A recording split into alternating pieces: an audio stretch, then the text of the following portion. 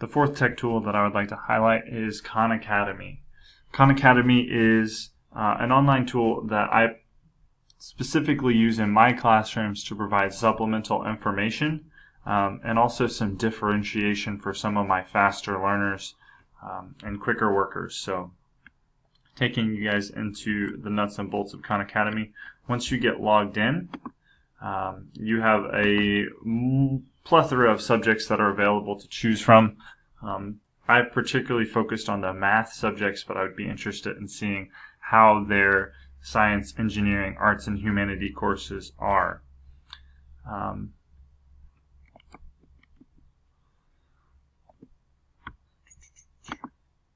With Khan Academy, the first thing that you'll want to do is add a new class and select a specific content area to push out information, assignments, and videos to your students.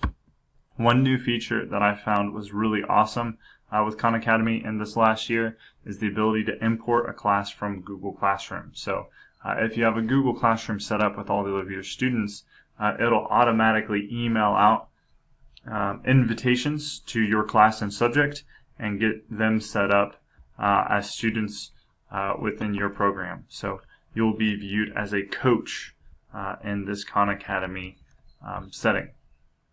Last year, I tried to use Khan Academy with all three of my trigonometry classes.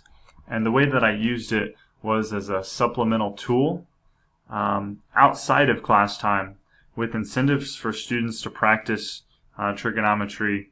Some of the incentives that I did was get out of homework free cards or candy for reaching certain percentage completion goals through the mission. So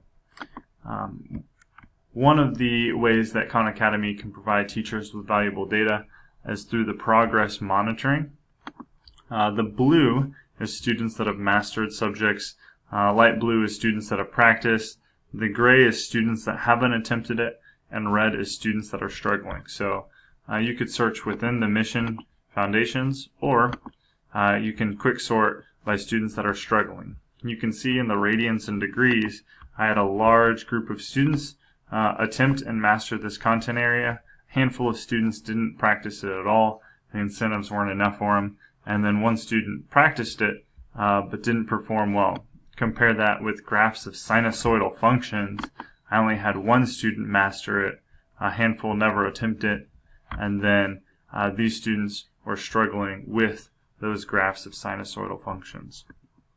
I think one of the valuable things that Khan Academy provides teachers with in terms of data is the activity and study habits of their students. So because this is from last year, I'll have to sort through all time data, but you can see the amount of time that some of my students spent outside of class working on this Khan Academy given the incentives that they were provided. So neat feature is being able to see what videos they watched and what skills they practiced. So this student was very apt to just practice a bunch of skills and try and get those points without watching much videos to learn the material if he hadn't learned it already. In comparison, this student right here spent over an hour and 16 minutes, watched 3 videos, and practiced multiple topics on the content area. Some other ways that it's set up is that the light gray is during school hours and the dark is after school hours. So you can see a large number of my students utilize this resource outside of class, watching videos and prepping on different skills with the content area. In my 7th hour Algebra 2 last year, I had 3 students that were just way above grade level in terms of their ability to do mathematics. And so I got them set up on Khan Academy, and one girl in particular just really thrived in this environment. So when she completed her assignments, and even when she was at home, she logged over 500 minutes completing Khan Academy. This student went on to get into honors trigonometry and pre-calculus, and then And she currently has plans to pursue a degree in mathematics and education to be her own math teacher. So that was pretty exciting stuff. This year, I've gotten my geometry class set up on Khan Academy, and some of the new features that are really nice is the ability to assign different contents and modules for students to work on.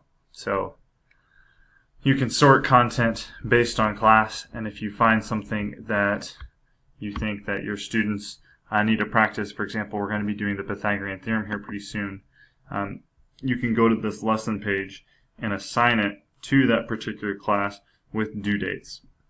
The data that you get to see from this, let's see if I can pull back and find that. When you assign content, you get nice little data reports on how individual students did on that section, and then you also get a breakdown of the item analysis on the questions that were asked. So I can go to view the report and see what particular questions gave my students the most difficulty, and we can go about reteaching some of those contents or figuring out what students struggled with. So in general, I think that Khan Academy has a lot of opportunities to be used in the classroom for supplementation, full implementation, and however you see fit.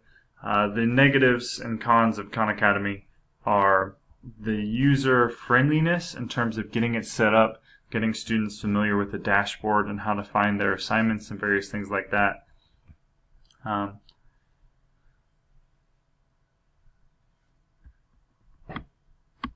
I'm also not a big fan of the limited number of questions that are available for each assignment. Some of the assignments that I have pushed out to my geometry only require students to finish 4 questions before mastering or practicing that skill.